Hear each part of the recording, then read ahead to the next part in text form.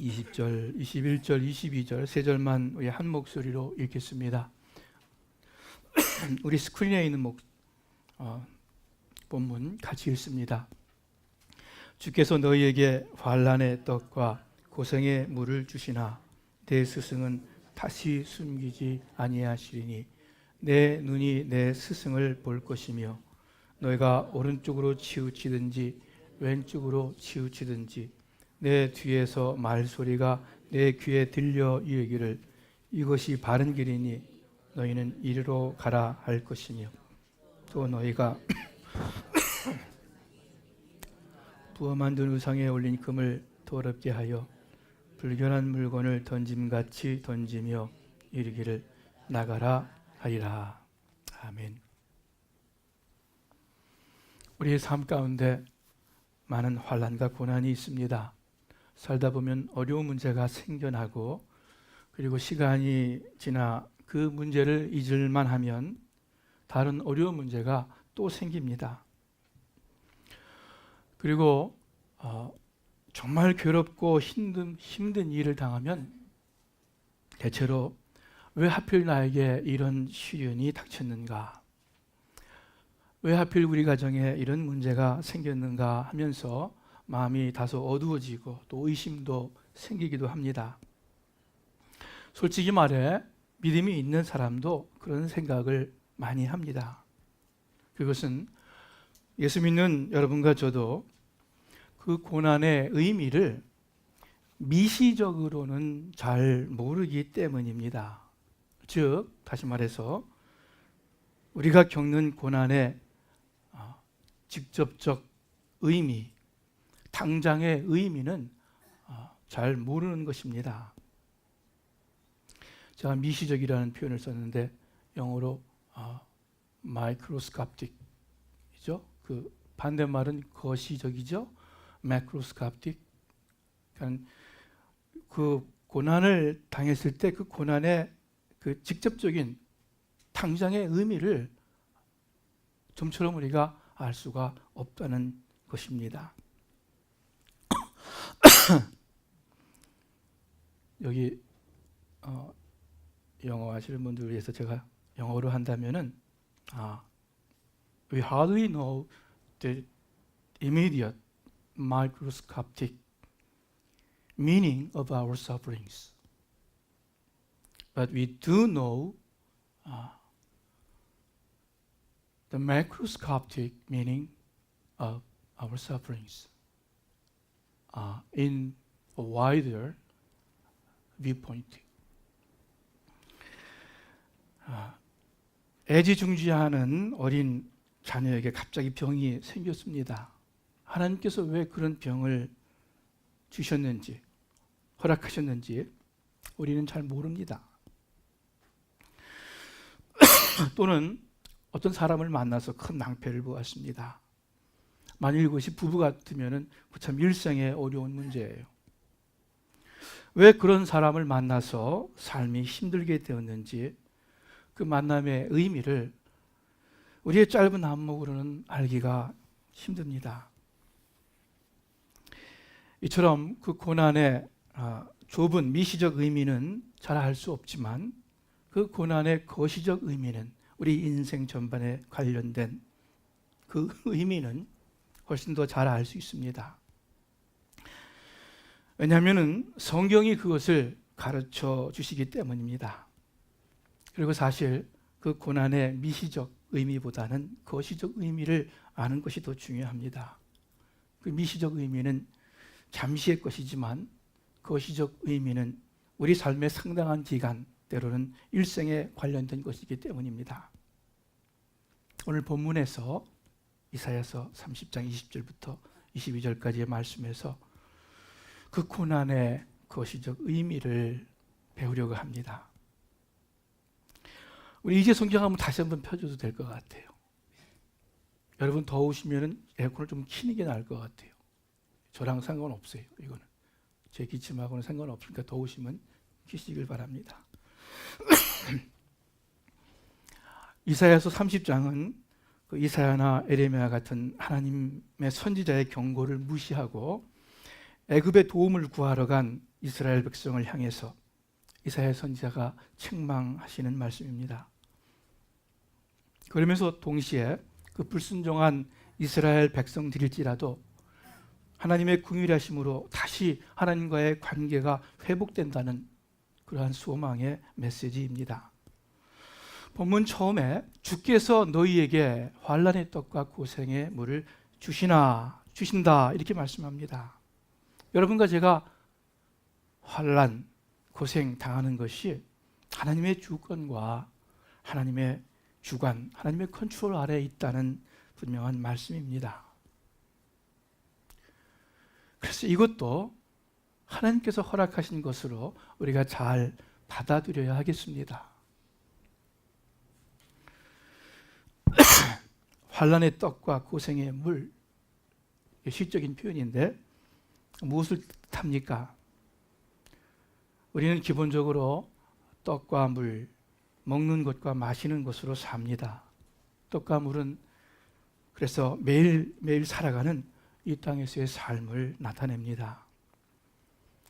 하나님께서 그냥 떡과 물이 아니라 환난의 떡과 고생의 물을 주신다고 하신 것은 모든 사람들이 살아가는 삶 가운데 환난과 고생이 있다는 말씀일 것입니다. 그리고 그것은 하나님을 믿고 사는 하나님의 자녀들에게도 마찬가지입니다. 환난의 떡과 고생의 물, 또 무슨 뜻이겠습니까?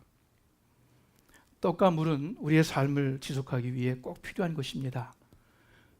그러므로 본문에 환난의 떡과 고생의 물이라고 표현하신 것은 또한 그 환난과 고생이 떡과 물처럼 우리의 삶에 필요한 것임을, 꼭 필요하고 의미 있는 것임을 가르쳐 주십니다.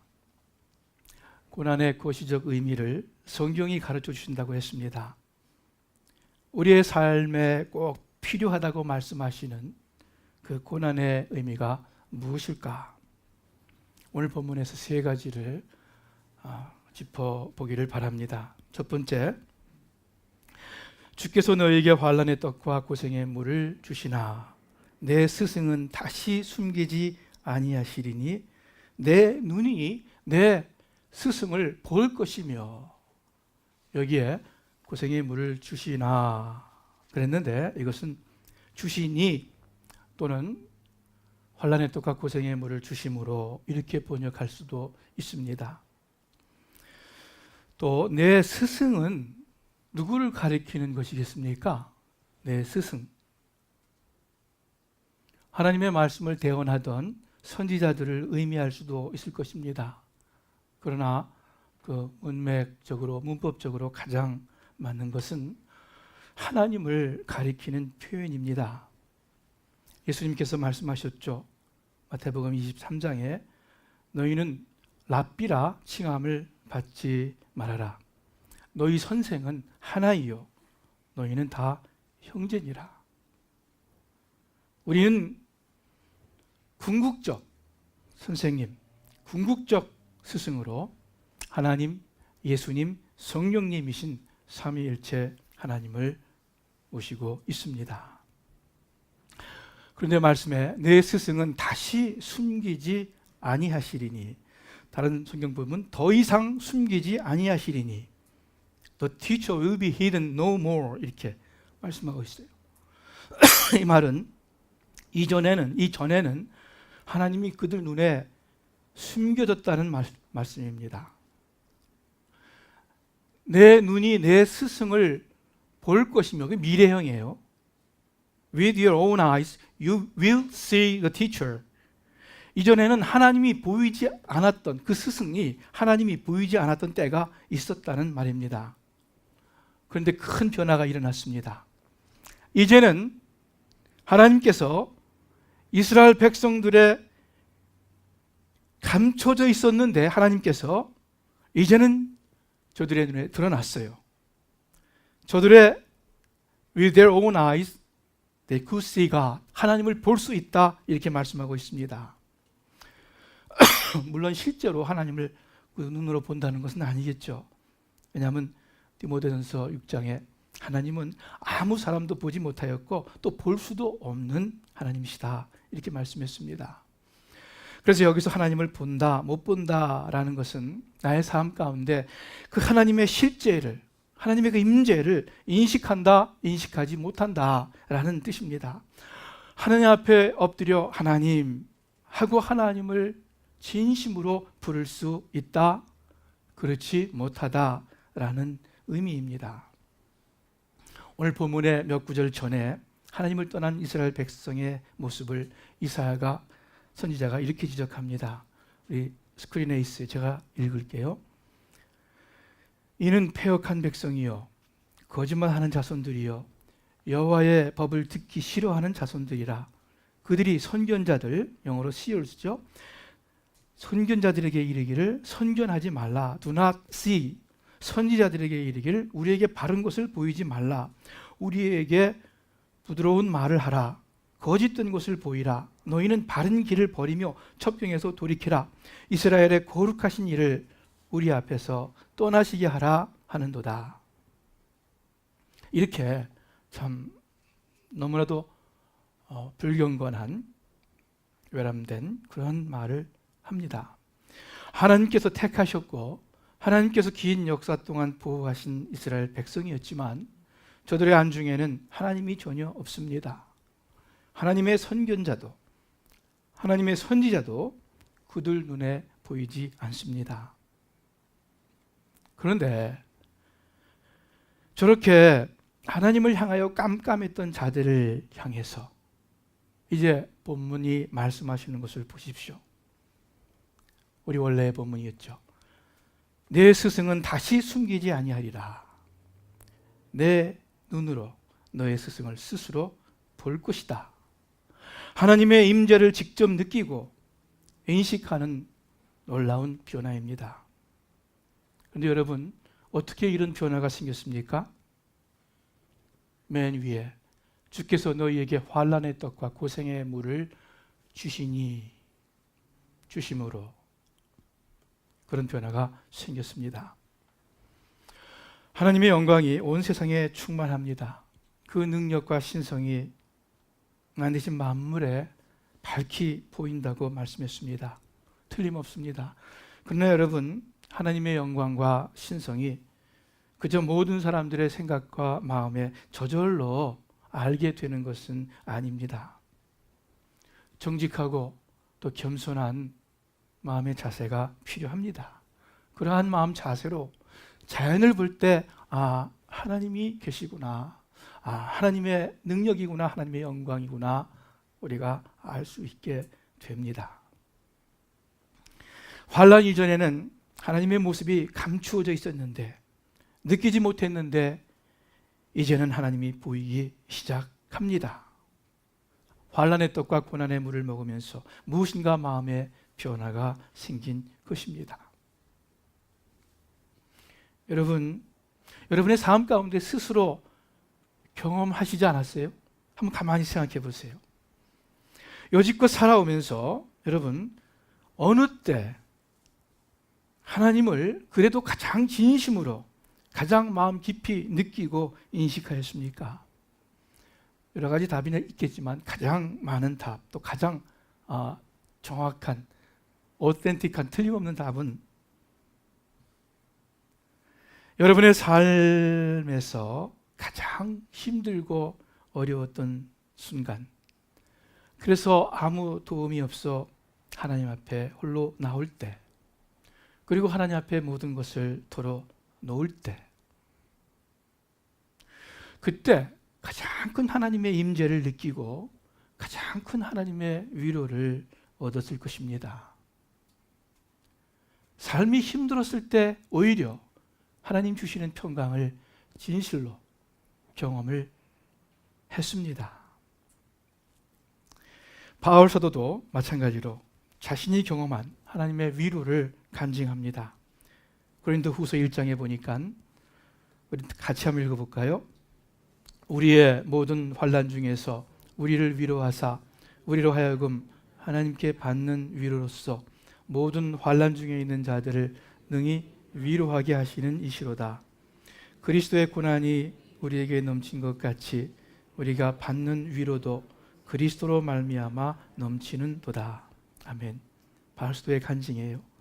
환난 중에서 하나님께서 우리를 위로하셨다.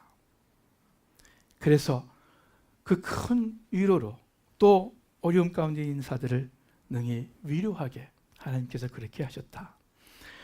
그리스도의 고난이, 환난이 우리에게 넘친 것 같이 또 그만큼 우리가 받는 위로도 그리스도로 말미암아 넘치는도다. 여러분, 하늘이 주시는 평강과 위로를 순수히 하나님께서 주시는 평강과 위로를 얻으시기를 원한다면 여러분, 환난과 고생을 환영하세요. 정말로 마음이 한번 힘들어 보세요. 정말로 내 힘으로는 아무것도 할 수 없고 내가 산을 향하여 눈을 들리라. 내 도움이 어디서 올꼬? 내 도움이 천지를 지으신 하나님에게서로다 하는 그 심정으로 하나님 앞에 엎드려 보세요. 세상이 알 수 없는, 세상이 줄 수도 없는 놀라운 기쁨과 평강과 위로 하나님께서 허락해 주십니다. 고난의 의미는 우리 삶 속에서 하나님을 발견하는 것입니다. 재발견하는 것입니다. 하나님을 새롭게 만나는 것입니다. 이 세상에 살면서 우리의 대부분은 육신의 정욕, 안목의 정욕, 이생의 자랑으로 말미암아 어쩔 수 없이 점점 살수록 하나님이 우리의 마음과 삶에서 흐릿해집니다. 그런데 그때 우리가 겪는 환난과 고생을 통해서 다시 한번 하나님이 귀해지고 다시 한번 하나님의 모습이 선명하게 됩니다. 여러분, 다이아몬드 수중 감별법이라는 것이 있어요. 좋은 다이아몬드를 어떻게 감별하는가? 아주 쉬워요. 다이아몬드를 물속에 집어넣는데요. 좋은 다이아몬드는 물속에 들어가면 더 반짝거리고 더 귀하게 선명하게 나타난대요. 그것이 고난이 우리에게 가져다 주는 의미입니다. 두 번째, 오늘 본문 말씀에 하나님께서 환난의 떡과 고생의 물을 주시니 내 뒤에서 말소리가 내 귀에 들려 이르기를 너희가 오른쪽으로 치우치, 네, 치우쳤다. 왼쪽으로 치우면 왼쪽으로 치우쳤다. 이런 하나님의 음성을 듣습니다. 여러분, 이스라엘 백성들 전에는 하나님 선지자의 말소리가 안 들렸습니다.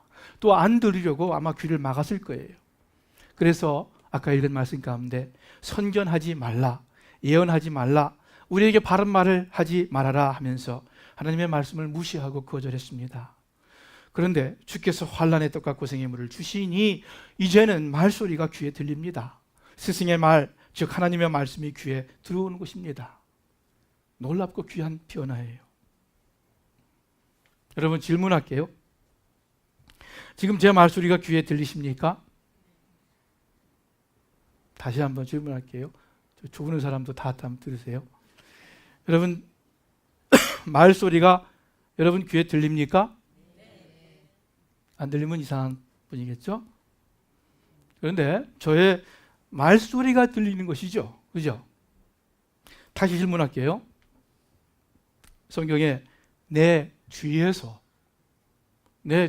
뒤에서 말소리가 들린다 하셨는데 지금 여러분의 뒤에서 어떤 말소리가 귀에 들립니까?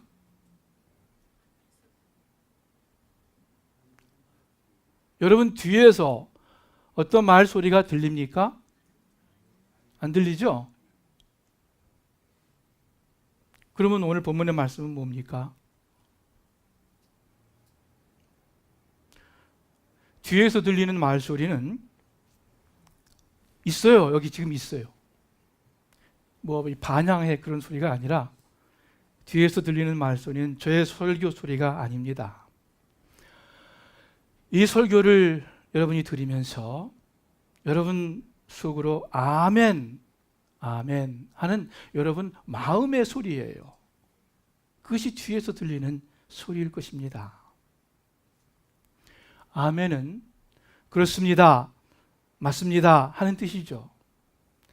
설교자가 강단에서 전하는 하나님의 말씀이 여러분 마음속에 있는 말씀과 일치할 때 아멘, 그렇습니다 하는 것입니다. 여러분 뒤에서 말소리가 들립니까? 들린다는 것은 여러분 속에 하나님의 법이 있다는 증거입니다. 이사야 선지자의 이 말씀은, 하나님 말씀에 대한 이 말씀은 예레미야 선지자의 말씀과 일맥상통합니다. 예레미야 31장에 보니까 제가 읽을게요. 그러나 그 날 후에 내가 이스라엘 집과 맺을 언약은 이러하니 곧 내가 나의 법을 그들의 속에 두며 그들의 마음에 기록하여 나는 그들의 하나님이 되고 그들은 내 백성이 될 것이라. 여호와의 말씀이니라. 그들이 다시는 각기 이웃과 형제를 가리켜 이르기를 너는 여호와를 알라 하지 아니하리니 이는 작은 자로부터 큰 자까지 다 나를 알기 때문이라. 하나님의 말씀이 그들 마음 가운데 법으로 새겨졌습니다. 그래서 그들이 길을 갈 때 하나님의 말소리, The Great Teacher의 음성이 뒤에서 들립니다. 정도, 똑바른 길을 걸을 때에는 안 그렇지만 조금이라도 좌로나 우로 치우쳐 나가면 뒤에서 말소리가 납니다. 너 왼쪽으로 치우쳤다, 오른쪽으로 방향을 다시 잡아라. 그 속에 하나님의 법이 있기 때문입니다. 우리의 길이 하나님의 법과 뜻에 어긋날 때마다 뒤에서 말소리가 들려서 우리의 발걸음을 바로 인도하는 것입니다. 그래서 시편 37편을 기록한 시편 기자가 그 마음에는 하나님의 법이 있으니 그 걸음에 실족함이 없으리로다, 이렇게 복된 말씀을 하십니다. 우리가 살아오면서 하나님의 말씀을 많이 들었습니다. 여러분 대부분 적게는 수년, 많게는 수십 년 하나님의 말씀을 들었습니다. 성경 공부를 했습니다. 그런데 질문합니다. 여러분께서 듣고 배운 그 말씀들이 여러분 마음에 하나님의 법으로 기록되어 있는가? 내 뒤에서 말소리가 내 귀에 들리는가? 아니면 그냥 좋은 가르침, 좋은 말씀으로 존재하는 것은 아닌가? 여러분, 하나님의 말씀이 내 마음에 법으로, 확실한 법으로 있지 않는 한 우리는 하나님의 백성이라고 할 수가 없을 것입니다. 방금 읽은 예레미야 31장의 말씀에서 내가 나의 법을 그들 속에 두어 그들은 나의 백성이 되고 나는 그들의 하나님이 되리라. 그들의 마음에 기록하여서 그러므로 하나님이 되고 백성이 된다 하십니다. 고마운 것은 하나님께서 직접 하나님의 법을 우리 속에 두시고 직접 우리 마음에 기록하신다는 것입니다. 어떤 방법으로요? 환난의 떡과 고생의 물을 주심으로. 그래서 시편 기자도 119편의 기자도 자신이 경험한 그 고난을 이렇게 노래합니다. 다 같이 한번 읽어봐요. 3절 따로따로 떨어져 있지만 관련된 구절입니다. 고난당하기 전에는 내가 그릇 행하였더니 이제는 주의 말씀을 지키나이다. 71절 고난당한 것이 내게 유익이라 이로 말미암아 내가 주의 율례들을 배우게 되었나이다. 75절 여호와여 내가 알거니와 주의 심판은 의로우시고 주께서 나를 괴롭게 하심은 성실하심 때문이니이다. 환난과 고생으로 말미암아 우리는 하나님의 말씀이 더 잘 들립니다. 고난을 통해서 하나님의 말씀을 배우고 그냥 머리로 배울 뿐만 아니라 순종하게 됩니다. 고난은 나를 향한 하나님의 성실하심입니다. 이것이 고난이 가져다주는 복된 의미 두 번째입니다. 마지막 이사야 선지자는 세 번째 의미를 우리에게 전해줍니다. 하나님께서 우리에게 고난을 주시니 우리가 우상을 던져버리면서 나가라 하고 외치게 됩니다. 하나님을 새롭게 느끼고 만나고 그리고 그의 말씀을 우리 마음에 더 새기면 결과로 나타나는 것이 바로 이 우상의 타파입니다. 22절 볼게요. 또 너희는 너희가 조각한 우상에 입힌 은과 부어 만든 우상에 올린 금을 더럽게 하여 불결한 물건을 던짐같이 던지며 이르기를 나가라 하리라. 나의 마음과 나의 삶과 나의 사회에서 나가라 이렇게 외치게 됩니다. 여러분, 우상은 금과 은으로 멋있게 도금을 해서 또 색칠을 해서 그럴듯해 보입니다. 우리에게 기쁨과 평안과 또 안전을 보호해 줄 것, 개런티해 줄 것 같습니다. 그러나 사람들의 눈이 열리고 하나님의 교훈에 귀가 열리면 금방 이 생명 없는 우상을 숭배한다는 것이 얼마나 어리석은 것인지 알게 됩니다.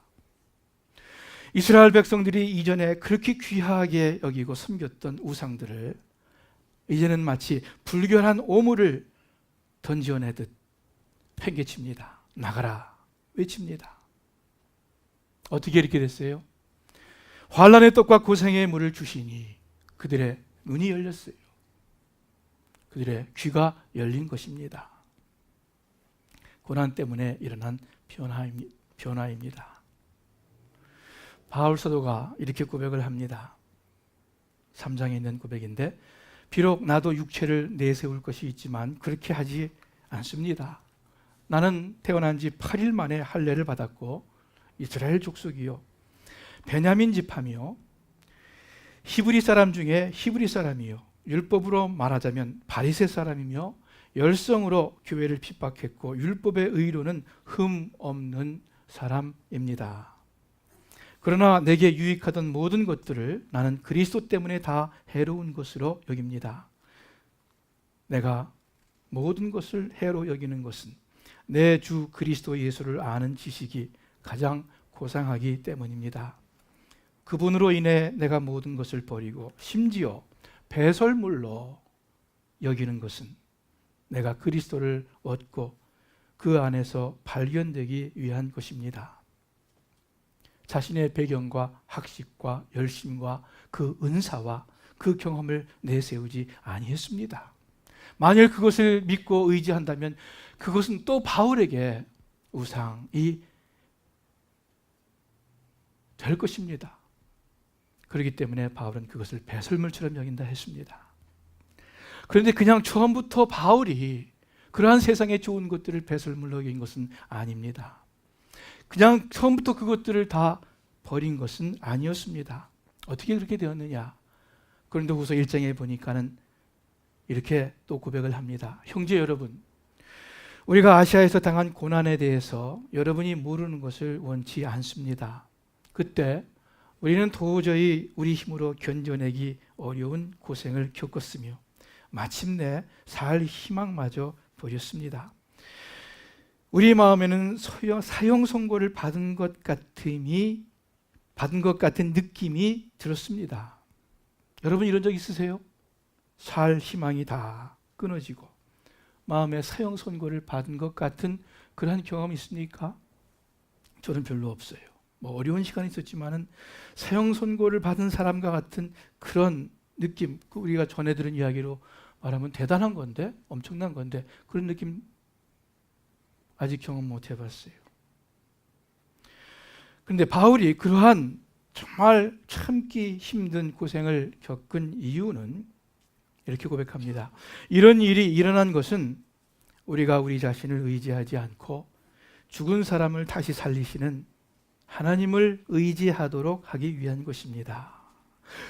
바울, 내가 나의 그 좋은 배경, 나의 세상적으로 참 나무랄 데 없는 굉장히 훌륭한 그런 모든 조건들, 그런 것들 의지하지 말고 오직 죽은 사람 다시 살리시는 하나님만 의지하도록 하기 위한 것입니다.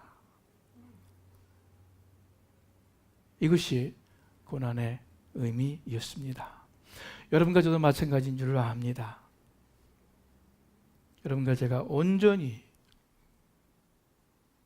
하나님 한 분으로 인해서 기뻐하고 온전히 하나님 한 분으로 인해서 우리의 마음이 안심하고 온전히 하나님 한 분으로 인해서 평강을 잃지 않는 그것을 위해서 하나님은 우리에게 고난을 허락하십니다.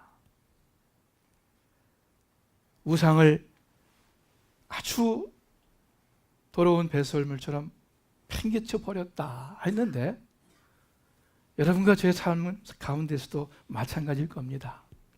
하나님은 우리가 우리 마음에 하나님보다 더 귀하게 더 중요하게 생각하는 바로 우상이죠. 그것들을 내팽개쳐 버릴 때까지 하나님은 일을 하십니다. 왜 그런지 아세요? 그 우상이 우리 마음과 삶에 있는 한 우리는 어떤 오해를 하게 되냐면은 내 마음 안에 있는 기쁨이 이 우상으로부터 오는 줄로 알아요. 하나님이 주시는 건데 내 삶에 있는 안전함이 이 우상으로부터 오는 걸로 착각해요. 우리를 정말 보호하고 안전하게 인도하시는 분은 하나님이신데 그런데 우리가 귀중히 여기고 우리가 안전하다고 생각하고 우리가 영광스럽다고 생각하는 하나님의 비견하는 그러한 모든 것들 우상이 우리로 하여금 바르게 알지 못하고 오해하고 착각하게 만듭니다. 그래서 하나님은 우리가 바로 알도록 바로 진정한 기쁨과 평강과 안전을 누리도록 고난을 환난을 허락하십니다. 자, 가장 근본적인 환난의 이유, 동기, 의미는 결국 무엇이겠습니까? 오늘 본문에 바로 전에 나오는데 하나님의 은혜예요. 하나님의 긍휼하심, 결국 하나님의 사랑하심입니다. 여러분과 저를 향한 구체적 사랑이고 실제의 사랑입니다. 고난은 교회에서 어떤 형제가 어려움을 당하게 되면 저는 금방 생각이 나요. 아, 하나님께서 저 형제를 사랑하시는구나. 하나님께서 저 형제를 그냥 내버려 두지 않으시는구나. 몇 년 전에 개인적인 얘기지만 워낙 유명한 분이니까 다 아는 이야기니까 해도 상관없겠죠. 릭 워렌 목사님의 아들이 자살을 했죠. 그 소식을 듣고 다들 놀랐어요. 그 소식을 듣자마자 저는 금방 생각했어요. 아, 하나님께서 아직까지 릭 워렌 목사님을 사랑하시는구나. 아직까지 그 교회를 하나님께서 아끼고 사랑하시는구나. 아직까지 그 목사님과 교회를 통해서 행해야 하실 일들이 많이 있구나. 왜냐하면 물론 힘들지만 결국 아픔과 슬픔, 어려움과 고난을 통해서 우리는 주님의 은혜를 더 알기 때문입니다. 고난이 아니었으면 절대 알 수 없을 더 깊은 그 주님의 은혜의 한 면을 또 우리가 알게 되기 때문입니다. 여러분 삶이 힘들고 피곤하십니까? 어려운 문제가 앞에 놓여 있습니까? 하나님께서 바로 여러분을 사랑하고 계십니다. 아직도 포기하지 않으시고 기대하시고 일하고 계신 증거입니다. 여러분 환자에게 쓴 약을 막 먹으라 그러고 아픈 주사를 그냥 놓고 또 막 힘들게 엑서사이즈를 시키고 그렇다면은요 그 환자의 회복과 건강을 위해서 애쓴다는 거예요. 소망이 있다는 뜻입니다. 그런데 어떤 환자에게 어느 날 의사가 찾아와서 먹고 싶은 대로 다 먹고 먹기 싫으면 먹지 말고 하고 싶은 대로 다 하십시오. 그 무엇을 의미합니까? 당신은 이제 끝났다. 더 이상 삶에 가망 없다. 그런 뜻 아닙니까? 여러분에게 어려움이 있고 고통이 있다면 아직까지 하나님께서 여러분에게 기대하시고 그래서 가르치시고 사랑하시고 계시다는 증거입니다. 우리 속담에 그런 거 있잖아요. 미운 자식 떡 하나 주고 사랑하는 자식은 매를 든다. 그래서 사랑의 매라고 표현을 합니다. 히브리서 12장 6절 이렇게 말씀합니다. 주께서 그 사랑하시는 자를 징계하시고 사랑하시는 자를 고난을 통해서 징계하시고 그가 받아들이시는 아들마다 자기 아들 아니면 그렇지 않은데 받아들이시는 아들마다 뭐 한다고요? 채찍질 하시느니라. 환난의 떡 고생의 물로 여러분과 저를 인도하시고 사랑하십니다. 그래서 하나님을 보고 만나고 하나님의 음성을 듣고 그 안에서 살게 하시고 그리고 하나님 가장 귀중하게 여기고 그래서 우리에게 예비하신 영원한 낙원의 삶을 이 땅에서도 그 천국의 삶을 당장 누릴 수 있도록 여러분 가정이, 여러분 인간관계가, 여러분 교회에서의 삶이 하늘나라와 같이 될 수 있도록 우리 하나님께서 일하고 계시는 증거입니다. 기도하겠습니다. 하나님 아버지, 저희 교회 식구들 가운데 여러 가지 어려운 일들을 당하고 있습니다. 또 교회적으로도 여러 가지 일들도 있습니다. 사회적으로도 국가적으로도 어려운 일들이 많이 있습니다. 하나님, 영원하신 하나님의 말씀이 또 오늘 저희들에게 가르쳐 주신 대로 고난의 밤을 통과할 때마다 하나님 더 하나님 잘 느끼고 인식하게 하시고 또 하나님 말씀 깨닫게 하시고 그래서 우리 속에 남아있는 우상을 더 버리게 하시는 그 하나님의 축복의 손길임을 잊지 않게 하여 주시옵소서. 그 하나님의 역사 앞에서 저희들 침잠하며 기도하며 또 하나님의 뜻대로 행하는 복된 성도들로 삼아 주시옵소서. 감사합니다. 예수님의 이름으로 기도합니다. 아멘.